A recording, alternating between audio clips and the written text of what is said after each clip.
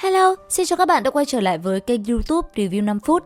Ở cuối tập 89, sau khi Hắc Hoàng nguyện hy sinh thần thức vì mình, Diệp Phàm tức giận liền tung ra toàn bộ sức mạnh vào đòn tấn công cuối cùng. Lúc này, săn tinh kia trong xiềng xích, Diệp Phàm liền ngưng tụ toàn lực rồi tung ra một cú đấm trời giáng về phía đối thủ. Trong khoảnh khắc va chạm, một vụ nổ ầm ầm làm lôi điện tung bay tứ tán, khói bụi mịt mù vây kín lấy cơ thể hai người ở bên trong. Cứ thế, nguyên thần của tên đại yêu kia bị đánh xuống tảng băng kia và dần chìm xuống, nguyên thần của Diệp Phàm cũng liền lao theo. Đồng thời, trong tay đã ngưng tụ một quyền, Diệp Phàm giữ tợn gầm lên rồi lao về phía tên đại yêu kia. Thấy vậy, tên kia cũng liền ngưng tụ một quyền mạnh mẽ đón đỡ lại công kích của Diệp Phàm. Cứ thế, hai người quyền đối quyền làm không gian dưới lòng nước kia rung động. Tên đại yêu bị chấn bay, nguyên thần của hắn cũng liền bị tách làm hai. Thế nhưng vào giờ khắc đó, xung quanh nơi này lại đột nhiên xuất hiện cảnh tượng kỳ lạ, từng cỗ khí tức yêu tà bủa vây xung quanh. Cứ thế, những cái xương khô kia dung nhập vào nguyên thần của tên đại yêu đang lộ ra hình dáng quỷ dị già nua liên tục gào thét. Còn Diệp Phàm, anh ấy bây giờ đang đứng đối diện với nguyên thần của Bàng Bác, bị cỗ khí tức hắc ám bao phủ. Giờ đây, Diệp Phàm ánh mắt lóe sáng, anh ấy muốn gọi Bàng Bác tỉnh lại, bởi vậy trên miệng liên tục hét lớn quát: "Bàng Bác, huynh tỉnh lại cho ta, tỉnh lại!" Lời vừa dứt, ở phía xa, lão yêu quỷ dị kia đã liền điều khiển những cánh tay đen kịt lao tới và bủa vây quanh cơ thể của Diệp Phàm và nhốt anh ấy ở vào bên trong. Thế nhưng, trong khoảnh khắc nguy hiểm, từ trên người Diệp Phàm, ánh vàng đột nhiên bạo phát. Sau đó, toàn bộ những bàn tay đen ngòm kia đều bị phá vỡ, khí tức thần thánh tỏa ra ngay lập tức tác động tới nguyên thần Bàng Bác đang bị vây nhốt. Cũng nhờ thế, lớp vỏ bên ngoài nguyên thần của Bàng Bác rốt cuộc cũng bị phá vỡ, hình ảnh thật sự của Bàng Bác lộ ra. Thế nhưng, giờ khắc đó, Bàng Bác vô lực, anh ấy lại đang chìm vào biển sâu một lần nữa. Cùng lúc đó ở tại bên ngoài, Đồ Phi rốt cuộc cũng nhấc cây đao trong tay lên. Sau một hồi do dự, hắn liền vung cây đao chuẩn bị đánh lên người đại yêu thì đột nhiên lại dừng lại. Anh ấy quyết tin tưởng bạn mình thêm một lần nữa.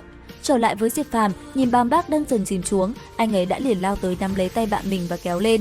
Cứ thế, hai người thành công thoát khỏi biển sâu vô tận. Bàng Bác cũng tỉnh táo trở lại. Tuy nhiên, lão yêu kia rất nhanh đã đuổi theo. Thấy vậy, Diệp Phàm liền tung toàn lực, liên hoàn cước tung ra, chỉ trong nháy mắt đã đánh lên người lão yêu quái kia, làm nguyên thần của hắn ta liên tục bị đập vào vách núi. Thế nhưng, tên đại yêu kia cũng không yếu, rất nhanh hắn ta đã đánh bay Diệp Phàm ra xa. Sau đó, trên tay hắn cầm lấy thanh huyết kiếm, trên miệng lải nhải cái gì đó. Cuối cùng, hắn dùng kiếm xuyên thẳng vào cơ thể của mình để tế ra dị tượng khiến nơi đây bị bao trùm bởi một màu huyết sắc. Diệp Phàm và Bàng Bác cũng bị cuốn vào luồng xoáy màu đỏ kia, nguyên thần cả hai cũng trong tình trạng vô cùng nguy hiểm. Thế nhưng, trong tình huống ngặt nghèo nhất, vẫn là Diệp Phàm ngộ ra sự mạnh mẽ trong nguyên thần của mình.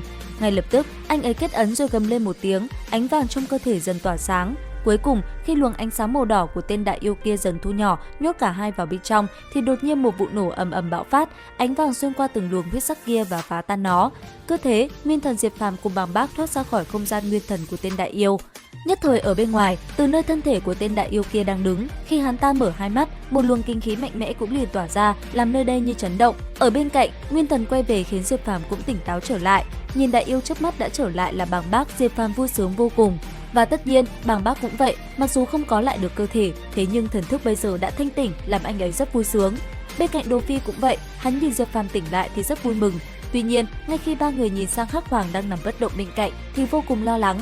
Ngay lập tức, anh ấy liền đi đến bên cơ thể nó và kiểm tra thử, đồng thời cũng nghĩ cách để làm nguyên thần nó sống lại.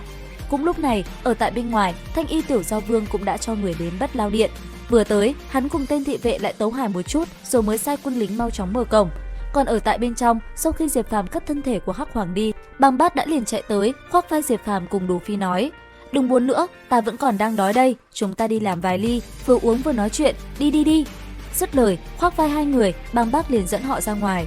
Thế nhưng đúng vào lúc đó, cánh cửa Bất Lão Điện mở ra, bởi thế Diệp Phàm cùng Đồ Phi đã lập tức lẩn vào một góc. Khi đám quân lính của Thanh Y Tiểu Giao Vương đi vào, nơi đây chỉ còn lại mỗi Bàng Bác trong hình hài của tên đại năng yêu tộc. Thấy vậy, đám quân lính kia cũng liền quỳ rạp xuống. Cứ thế, mặc dù Bàng Bác đã thanh tỉnh, thế nhưng anh ấy vẫn chưa thể rời đi.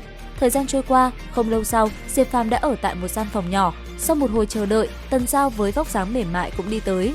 Đến đây thì hết tập 90 Giả Thiên. Xin chào và hẹn gặp lại các bạn ở những video tiếp theo.